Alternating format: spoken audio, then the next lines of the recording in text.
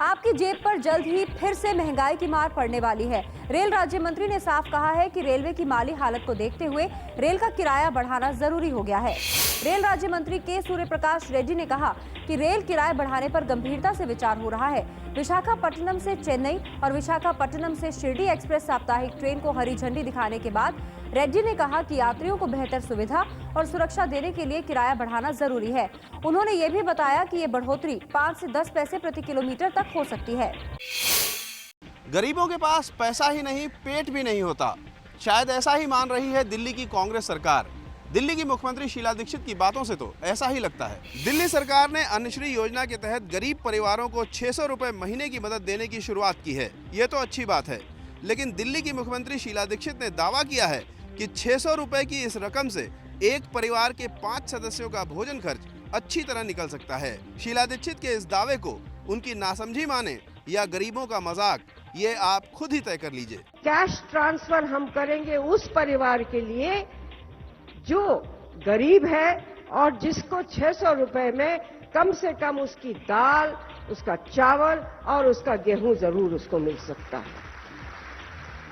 एक 5 लोगों का परिवार वो अच्छी तरह से हो सकता है।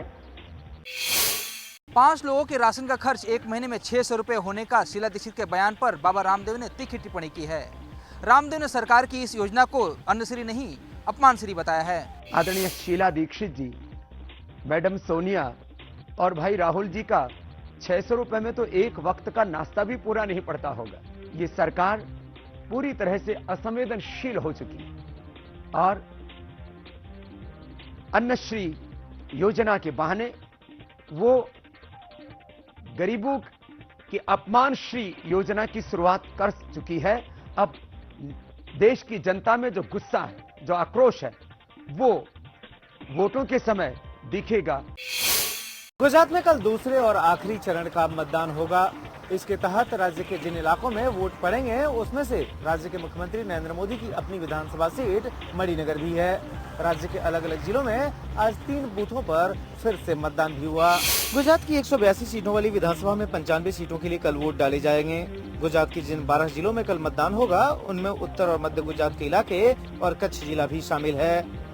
राज्य के मुख्यमंत्री नरेंद्र मोदी के भाग्य का फैसला भी इसी चरण में होगा। इस बार मणिनगर सीट पर निलंबित आईपीएस अफसर संजीव भट्ट की पत्नी श्वेता भट्ट कांग्रेस उम्मीदवार के तौर पर मोदी को टक्कर दे रही हैं।